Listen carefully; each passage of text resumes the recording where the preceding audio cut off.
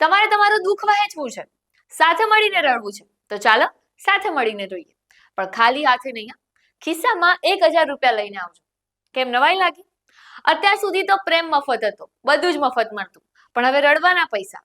જી હા, મુંબઈના દરિયા કિનારે એક ભાઈ અત્યારે આ જ અનોખો ધંધો લઈને બેઠા છે.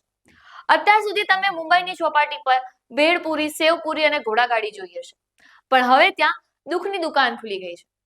સોશિયલ મીડિયા પર ભાઈનો વિડીયો જોરદાર વાયરલ થયો છે, જેમણે કમાણીનો એક એવો આઈડિયા શોધ્યો કે અંબાણી અને અદાણી પણ માથું ખંજવાળતા થઈ ગયા. આ ભાઈએ બીચ પર એક બોર્ડ લગાવ્યું છે અને જેના પર લખ્યું છે કે હું તમારું દુઃખ સાંભળીશ. પણ સાહેબ, આ તો કળિયુગ છે. અહીં પરસેવો મફત પડે પણ આંસુ મફત ના હોય. અને આ ભાઈનું પ્રોપર રેટ લિસ્ટ છે કે જો નાનું દુઃખ હોય, જેમ કે મમ્મી બોલી છે, તો પૈસા થશે 250 રૂપિયા. મોટું દુઃખ હોય, જેમ કે બ્રેકઅપ થયું છે, તો 500 રૂપિયા. અને હા, જો તમારે એની સાથે બેસીને ધ્રુસકે રડવું હોય, તો પૂરા ચાર્જ થશે 1000 રૂપિયા. છે ને જોરદાર ધંધો?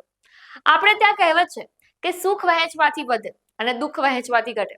પણ આ ભાઈએ નવો નિયમ લાવી દીધો. દુઃખ વહેંચવાથી ઘટશે તો ખરા જ, પણ સાંભળવા વાળાના ખિસ્સામાં પૈસા વધશે. એટલે કે હવે તમારું ટેન્શન અને એની કમાણી.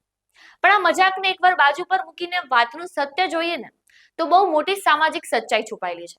અને વિદેશોમાં આને પ્રોફેશનલ લિસનિંગ કહેવાય છે. મનોવિજ્ઞાન કહે છે કે આજના ડિજિટલ યુગમાં આપણી પાસે ફેસબુક પર 5000 મિત્રો છે, પણ દિલ ખોલીને વાત કરવા માટે એક પણ પોતીકું માણસ નથી.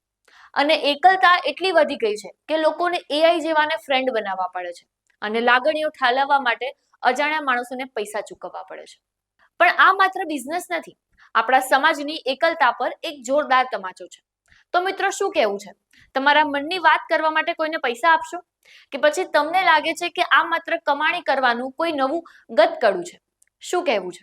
આપણે પણ આવો કોઈ રડવાનો ધંધો ખોલી દેવો જોઈએ? કોમેન્ટ બોક્સમાં જરૂરથી જણાવજો. અને હા, જો આ વિડીયો ગમ્યો હોય ને તો લાઈક કરજો, અને બાકી દુઃખી થવું હોય ને તો 1000 રૂપિયા તૈયાર રાખજો. આવા જ અજીબો ગરીબ કિસ્સાઓ માટે લલકાર ન્યૂઝને લાઈક, શેર અને ફોલો જરૂરથી કરજો.